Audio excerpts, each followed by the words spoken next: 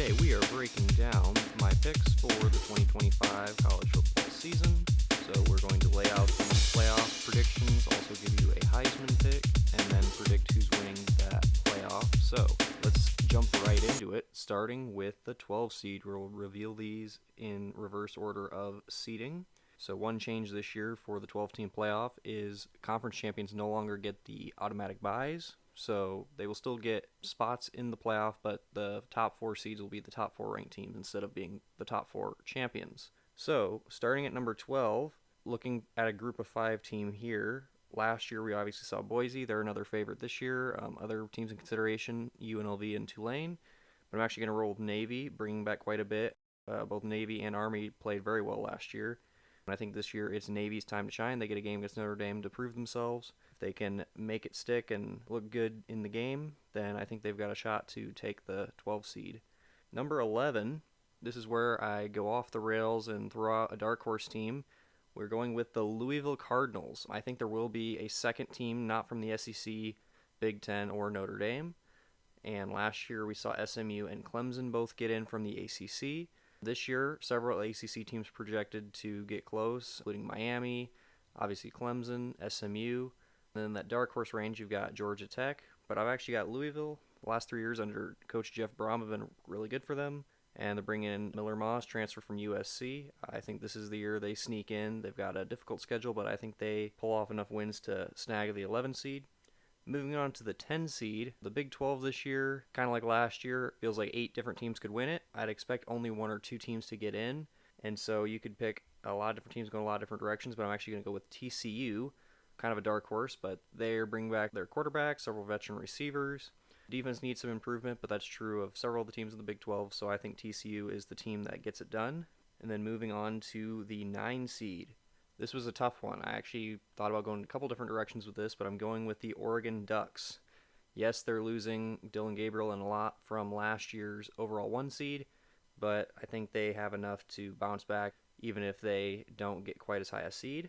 Schedule's manageable enough to sneak in here as the 9.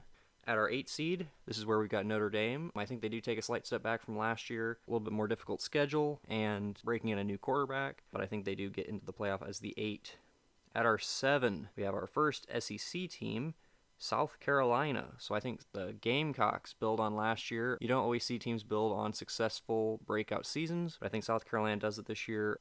Moving on to number 6, here's where we have defending champ Ohio State. Ohio State lost a lot from last year, replacing a lot of pieces, but as we've seen the last few years under Coach Day, they don't stay down for long. They're pretty much a guarantee to get at least 10 wins, and that's enough to get them into the playoff. However, I only have them at the 6, and I have them below the 5 seed because here's my second pretty shocking pick. I have Michigan in as the 5.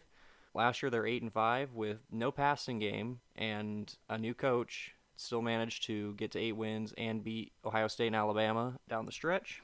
And this year they're bringing a veteran transfer from Fresno State as well as a hyped recruit in Bryce Underwood. So I think Michigan is a team that gets into the playoff this year. I think they beat Ohio State again, and that's why they get the tiebreaker here, move up to the 5 seed. And then here we go. We're moving on to the top 4. These are the teams that get byes. At number 4, we've got Clemson. Last year had a rough go of it for a little while, but managed to win the ACC championship. Got in, gave the Texas Longhorns a little bit to handle, but this year they don't have to sweat it quite as much. I think they pick up a loss somewhere along the way, but not enough to knock them out of the 4 seed. At our number 3, we have preseason number 1, Texas. I think they don't quite get the 1 seed, breaking in a new starting quarterback in Arch Manning. There's a lot of hype around them, but they are losing more than you think, and I think they fall short a little bit. But I still think the hype train and just a really talented roster overall gets them to a top 4 seed, so they're here at number 3. At number 2, we have our projected Big Ten champ, Penn State. Last year made it to the Final Four, lost to Notre Dame. And finally, at number 1, we have Georgia. So Georgia, I don't know if we can fully trust Gunnar Stockton to light the world on fire, but they have been really good the last few years. They hadn't made the playoff 2 years ago, despite being 12-1. Last year had a couple losses, kind of ended with a fizzle, but they should be healthier this year, bringing in more talent. We'll see if there's improvement in the wide receiver ranks. But if we're trying to pick a team to go 1, who would you trust more than a team that's been as dominant over the last few years as Georgia? So notable teams we left out, LSU, I'll put them in when they can prove to me that they can win an opening season game. They have lost their season opener, I believe, in 5 straight seasons. Alabama, I just don't trust them after last year. Some of the games they won last year are going to be road games this year, and their starting quarterback Ty Simpson, don't know if we can trust him. Team I was really tempted to put in was Texas A&M, but the schedule's just too difficult, and as we saw last year, it's going to be hard to get more than maybe one 9-3 team in any given year. So I just didn't think they had what it takes to go 10-2 or 10-3 against the schedule that they have. Indiana takes a step back, I have in my projections. Same with SMU. Miami just missing off the cusp again. The Big 12, just don't think they'll get the respect to get a second team in. So those are my top 12. Heisman winner, what you got to look for is not only a good team in general, but also a guy with good stats or just ridiculous performance like last year with Travis Hunter. Could go several directions here. DJ Lagway might be a sneaky dark horse for Florida. I just don't think they'll have talent, and I don't know if he'll be healthy enough to win it this year. So we're going to go with a safe pick here and go with Cade Klubnik, Clemson quarterback, to win the Heisman. All right, here we go. Here are the actual playoff games. Starting with our 5-12. I have Michigan over Navy, so Navy's magical run ends here in the first round. Notre Dame, Oregon. I have Oregon pulling off the slight upset, 9/8.